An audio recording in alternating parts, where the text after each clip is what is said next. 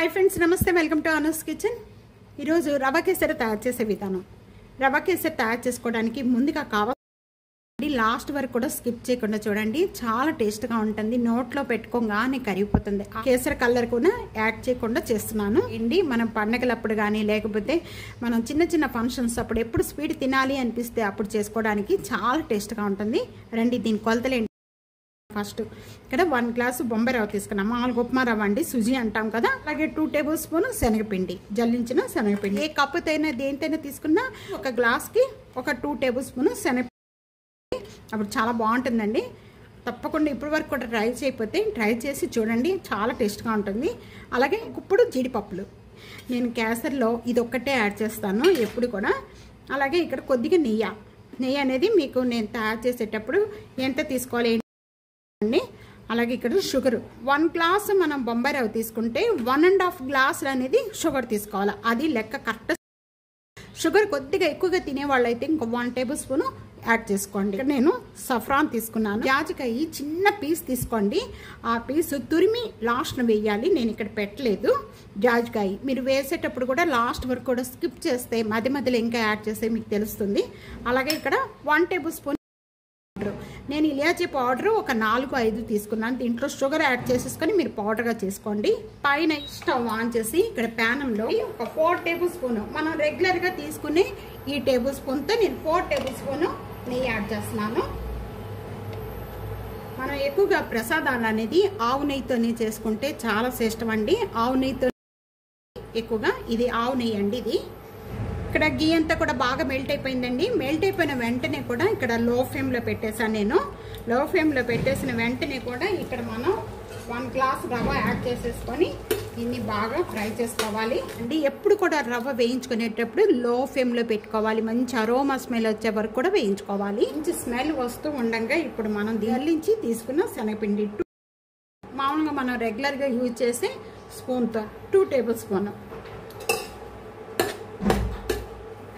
శనగపిండి యాడ్ చేసిన వెంటనే కూడా మళ్ళీ 2 మినిట్స్ వరకు కూడా దీన్ని బాగా ఫ్రై చేసుకోవాలి ఇది తీసేసుకొని ఇంకా సైడ్ పెట్టేసుకుందాము వేరొక ప్యాన్ పెట్టుకోవాలి మనం ఏ కప్పుతో అయితే మనము రవ్వ తీసుకున్నామో సేమ్ కప్ తోని 3 కప్స్ అనేది వాటర్ యాడ్ చేసుకోవాలండి ఈ గ్లాసెస్ 3 గ్లాసెస్ వాటర్ యాడ్ చేసిన వెంటనే కూడా బాగా మరుగుతున్నాయి ఈ విధంగా బబుల్స్ రావాలి ఆ విధంగా మరుగుతున్న వాటర్లో ఇక్కడ ఇలాచీ పౌడర్ యాడ్ చేస్తున్నాను ఒక 2 పించెస్ సఫ్రాన్ కూడా దీంట్లోనే వాటర్లోనే యాడ్ చేసేసుకోవాలి సఫ్రాన్ యాడ్ చేసిన వెంటనే చూస్తున్నారు కదా కలర్ అనేది చేంజ్ అయిపోతుంది ఈ విధంగా కలర్ వచ్చేసిన వెంటనే కూడా మనం ముందుగా ఫ్రై చేసుకున్న ఈ రవ్వ అంతా కూడా కొద్దిగా యాడ్ చేసుకుంటూ కలుపుకోవాలండి ఒకేసారి ఎక్కువగా యాడ్ చేసుకోకూడదు కొద్దిగా అలా యాడ్ చేసుకోవడం వల్ల మనకి ఉండలు అనేది ఏమీ లేకుండా సాఫ్ట్గా ఉంటుంది గరిటితో తిప్పుకుంటూ ఉండాలి ఈ విధంగా ఇంట్లోని ఒక 1 టేబుల్ స్పూన్ నెయ్యి యాడ్ చేస్తున్నాను ఇలా కలుపుకుంటూ మళ్ళీ ఇంకో టేబుల్ స్పూన్ వేస్తున్నాను రవ్వ అంతా కూడా మనకి టైట్ అయిపోయింది ఇక్కడ టైట్ అయిపోయిన వెంటనే కూడా ఇప్పుడు మనం షుగర్ యాడ్ చేసుకోవాలి ఈ టైంలో మనం ఏ గ్లాస్ తీసుకున్నామో అదే గ్లాస్తో 1.5 గ్లాస్ షుగర్ యాడ్ చేస్తున్నాను కరెక్ట్గా సరిపోతుంది ఎక్కువ తక్కువ అనేది అవదండి కరెక్ట్గా షుగర్ యాడ్ చేసిన వెంటనే కూడా ఇదంతా మనం ఒకసారి బాగా కలుపుకోవాలి నేను ఇక్కడ స్టవ్ అంతా కూడా లో ఫ్లేమ్లో పెట్టానండి షుగర్ యాడ్ చేసిన వెంటనే కూడా బాగా పల్స్గా అయిపోతుంది ఇక్కడ వేరొక ప్యాన్లో 2 టేబుల్ స్పూన్ నెయ్యి యాడ్ చేసి ఈ జీడిపప్పులన్నీ కూడా బాగా మంచి కలర్ వచ్చే వరకు కూడా వేయించుకోవాలండి ఇక్కడ నాకు ఈ వీడియో మిస్ అయిపోయింది ఈ కలర్ వచ్చిన వెంటనే కూడా తీసేసుకోవాలి బయట తీసిన తర్వాత మనకి ఇంకా కలర్ చేంజ్ అయిపోతుంది ఇక్కడ మళ్ళీ మనం రవ్వ పెట్టేస్తున్నాము ఈ రవ్వ అంతా కూడా ఉండలేమి లేకుండా ఈ విధంగా గరిటితో ప్రెస్ చేస్తూ ఈ విధంగా కుక్ చేసుకోవాలి ఇప్పుడు ఈ టైంలో ఇక్కడ మనం జాజికాయ యాడ్ చేసుకోవాలి ఈ జాజికాయ అనేది ఈ విధంగా తురుముకోవాలండి 1 పించ్ జాజికాయ అలా యాడ్ చేసుకోవటం వల్ల చాలా టేస్ట్గా ఉంటుందండి ఈ మొత్తం కూడా మనం ఇదంతా ఒకసారి యాడ్ చేసిన వెంటనే బాగా కలుపుకుందాం రవ్వ అంతా కూడా బాగా టైట్ అయిపోయింది ఈ విధంగా టైట్ అయిపోయిన వెంటనే ముందుగా మనం జీడిపప్పులు వేయించుకున్న ఈ నెయ్యి అంతా కూడా దీంట్లో యాడ్ చేసేసుకోవాలి ఇప్పుడు ఈ డ్రై ఫ్రూట్స్ యాడ్ చేసుకున్న వెంటనే కూడా ఒకసారి బాగా కలిపేసుకుందాం స్టవ్ ఆన్ చేసేసుకుందాం అండి చూస్తున్నారు కదా రవ్వ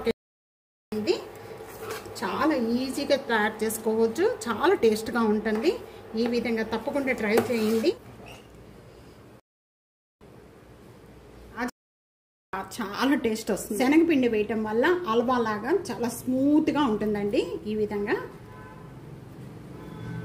ఉంది. తప్పకుండా ఇదే ట్రిక్స్తో ఇదే విధంగా ట్రై చేసి మీకు ఎలా ఉందనేది కామెంట్స్లో తెలియజేయండి. వీడియో నచ్చితే కనుక ఫ్యామిలీకి ఫ్రెండ్స్ వీడియో షేర్ చేసి వీడియోని లైక్ చేసి టియానోస్ కిచెన్ సబ్స్క్రైబ్ చేసుకోవడం అస్సలు మర్చిపోద్దు. ప్రక్కనే ఉన్న బెల్ ఐకాన్ని ప్రెస్ చేయండి. Thank you for watching.